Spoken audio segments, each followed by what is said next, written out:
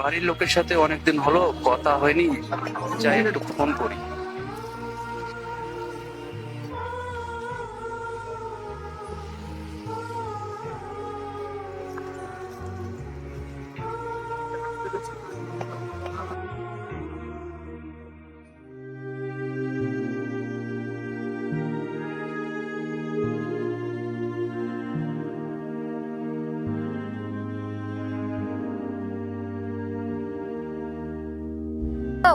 এই মাসে টাকাটা পাঠিয়ে দিও। মেঘার স্কুলে ফি দিতে হবে, আর আমি একটা শাড়ি কিনেছি, দোকানে টাকাটা দিতে হবে। টাকাটা পাঠিয়ে দিও। কে ফোন করেছে বৌমা? আপনার ছেলে। ফোনটা আমাকে দাও। এই মাসে টাকাটা সময় মতো পাঠাবি। মিলনের বিয়ের প্রস্তুতি নিচ্ছি, বুঝতে পারলি তো? আমার শরীরের কি অবস্থা তা তো কেউ জানতে চায় না। আমি খেয়েছি কিনা তা কেউ জিজ্ঞাসা করলো না।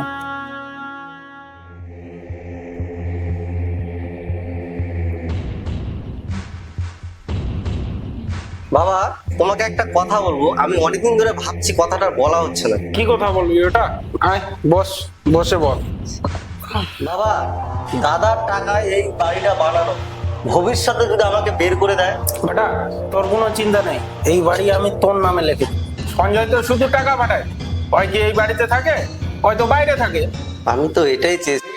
দাদার এত কষ্ট, সবাই কেবল দাদার উপর দোষ চাপায়, এটা ঠিক না।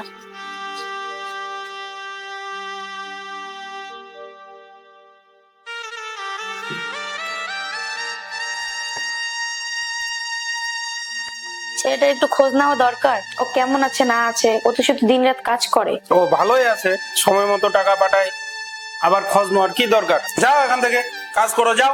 ওই ভালোই আছে, আবার কি খোঁজ নেবো? চল যাও।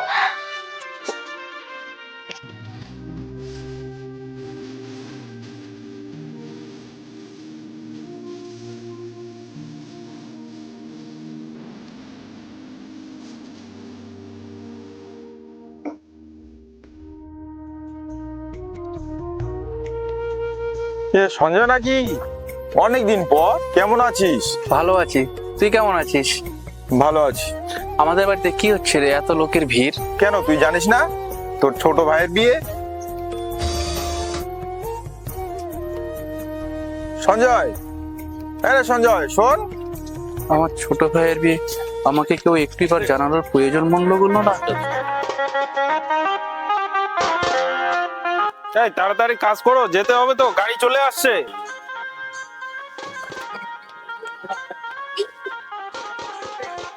এই, এগুলো পরিষ্কার করো তাড়াতাড়ি। আমি এসেছি। হঠাৎ দেশে ফিরে এলে যে, কোনো সমস্যা? এখন আসার তোর কি দরকার ছিল? কয়টা দিন পরে আসতিস। কখন এলি বাবা? আয় ঘরে আয়। আজকে তোর ভাইয়ের বিয়ে, তুই যাবি না? না মা, আজ আমি খুব ক্লান্ত, আমি একটু ঘুমাবো।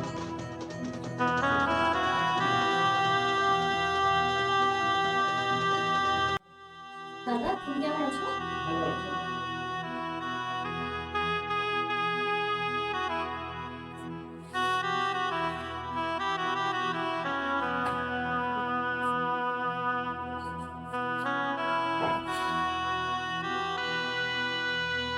হঠাৎ চলে আসলে কেন? কোনো প্রবলেম হয়েছে? কিছু বলছো না যে?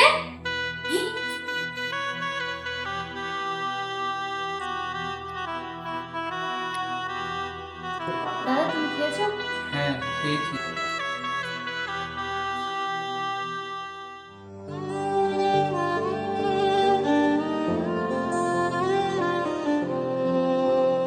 তুই আমাকে কিছু বলিস না, কিন্তু আমি জানি তুই আমাদের জন্য কত কষ্ট করিস। কিন্তু তোর বাবা সেটা বোঝে না। তোর মূল্য এবং ত্যাগ আমরা কিছুই দেইনি। মা, ভালোবাসা কখনো টাকা দিয়ে মাপা যায় না।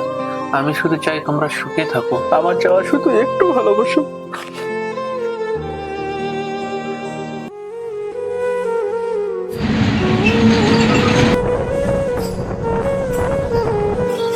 প্রবাস আমার শরীর ভেঙেছে, আর নিজের বাড়ি ভেঙে দিয়েছে আমার মতো। এই পরিবারকে আমি জীবন ভাবতাম, কিন্তু আজকের দিনে বুঝিয়ে দিল আমি কখনোই তাদের কাছে মানুষ ছিলাম না। আমি ছিলাম শুধুমাত্র একটা টাকা বানানোর মেশিন। প্রবাসীদের কষ্ট কেউ বোঝে না, সবসময় শুধু শোনা যায় কবে যাবি তুই, কবে যাবি তুই, আর কবে যাবি তুই। এদেশে কেউ থাকতেও বলে না।